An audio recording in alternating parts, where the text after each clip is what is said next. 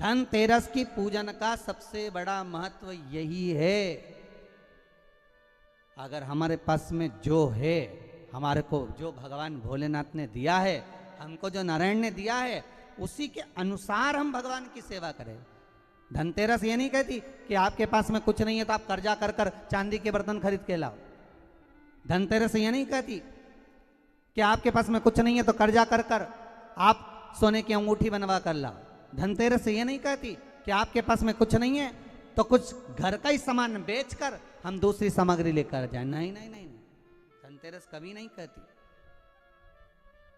माता लक्ष्मी की कथा, धनवंतरी की कथा नहीं कहती कि आप कर्जा लेकर अपने घर में फ्रिज लाएं, वॉशिंग मशीन लाएं, या सामान लाएं, या कपड़े लाएं, या वस्त्र लाएं, या आभूषण लाएं। कई लोगों ने धनतेरस के महत्व को बिगाड़ दिया कि हमको धनतेरस के दिन सामान लेकर आना है, चांदी का बर्तन लेकर आना है, ये सामान लेकर आना है, वो सामान लेकर आना। लाओ, मना नहीं है। धनतेरस का दिन ही है, धनवंतरी का दिवस ही है। क्योंकि धनवंतरी देव जब मंथन के समय पर प्रकट हुए थे, महाराज शरद पूर्णिमा के दिन जब मंथन हुआ था तो उसमें चंद्र प्रकट हुए थे। मंथन का क्रम प्रारंभ हुआ, कार्तिक की द्वादशी के दिन जो मंथन हुआ उसमें कामधेनु गाय प्रकट हुई, और मंथन प्रकट हुआ। त्रयोदशी आई, धनवंतरी देव प्रकट हो गए, जिनके एक हाथ में शंख है, दूसरे हाथ में चक्र है, तीसरे हाथ में सुंदर औषधि है, और चौथे हाथ में सुंदर अमृत का कलश है। स्वयं धनवंतरी देव प्रकट होते। और ये धनवंतरी है कौन? भगवान विष्णु का ही एक अंश।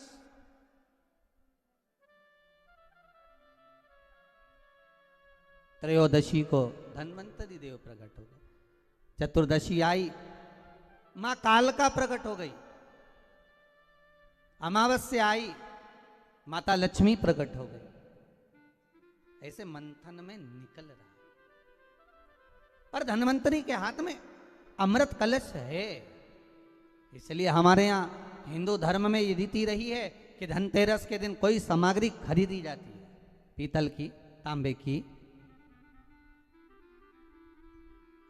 कोई वस्तु हम खरीदते हैं। पर आज का समय का जो फैशन बढ़ता गया तो कहा साहब चांदी के बर्तन खरीदना जरूरी है, चांदी का सामान खरीदना जरूरी है, सोने का पात्र, सोने की वस्तु खरीदना जरूरी है, ये सामग्री खरीदना। तो यहाँ शास्त्र नहीं कह रहा कि महाराज इतने महंगे महंगे पदार्थ खरीदो और घर में कर्जा कर लो। शास्त्र तो यह कहता है कि धनवंतरी की पूजन करना है आपको। अगर आप एक सामग्री भी लेकर आ रहे हैं तो उसमें आपका भाव जुड़ा होना चाहिए, कर्जा नहीं जुड़ा होना चाहिए।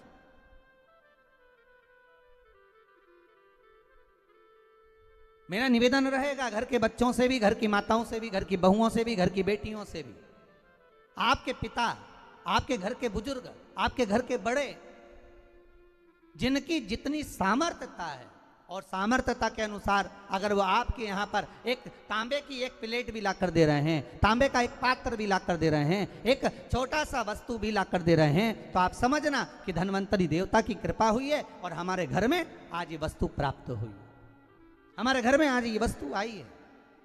उसी को आप स्वर्ण की मान ले, उसी को आप चांदी की मान ले और उसी का पूजन कर ले। लक्ष्मी और दरिद्रता देवी महाराज, ये दो अलग हैं, दोनों बहनें हैं। लक्ष्मी भगवान विष्णु के साथ में बिहार रही हैं, दरिद्रता दुसाह मुनि के साथ में बिहार रही हैं।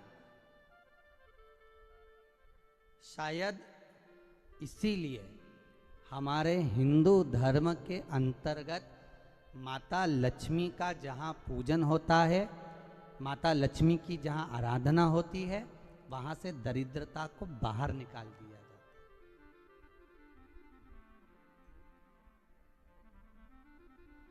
कितने दिनों पहले किसी के यहाँ 10 दिन, 15 दिन, 20 दिन पहले से सफाई का क्रम प्रारंभ हो जाता है। बार बार घर की झाड़ू लगाना, पुताई करना, सफाई करना, जो अटाला सामान है, बेकार सामग्री है, जो किसी काम की नहीं, उसको ले जाकर कहीं डाल देना, कहीं भेज देना। घर को सुरक्षित साफ, क्योंकि लक्ष्मी उसी घर में प्रवेश करती है जहां पर निर्मलता होती है। दरिद्रता वहीं प्रवेश करती है जहां आलस हो, बहुत सारा कबाड़ा जिसके यहाँ पड़ा हुआ हो, बहुत सारा फैलारा जहाँ पड़ा हुआ हो, झूठे बर्तन जहाँ पड़े हुए हों, झूठी सामग्री जहाँ पड़ी हुई हो, वहाँ पर दरिद्रता का प्रवेश हो जाता है, वहाँ दरिद्रता प्रवेश कर जाती है।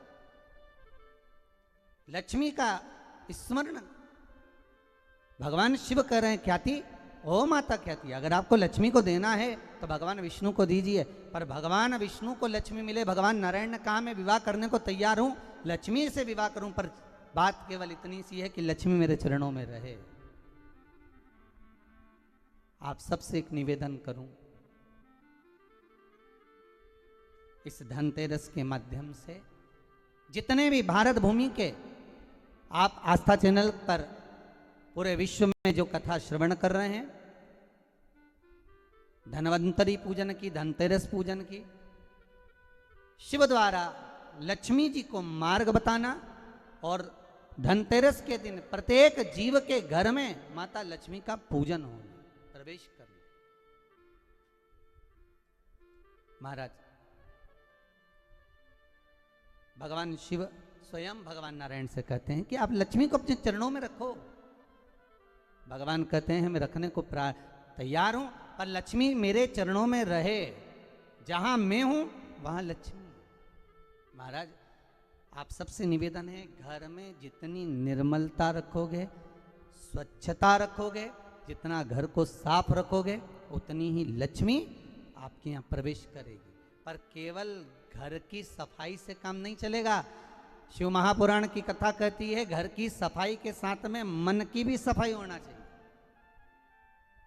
काम, लोभ, आसक्ति, वासना, तृष्णा, ये सब हमारे भीतर भरा हो और हम सोचें कि भगवान हमारे घर में प्रवेश कर जाए तो कैसे प्रवेश करेगा। वो कहते हैं ना, हमने आंगन नहीं बुआरा कैसे आएंगे हरि, अब तक गंदा पड़ा है द्वारा कैसे आएंगे हरि, कैसे आएंगे हरि, कैसे आएंगे हरि, अब तक गंदा पड़ा है द्वारा कैसे आएंगे हरि।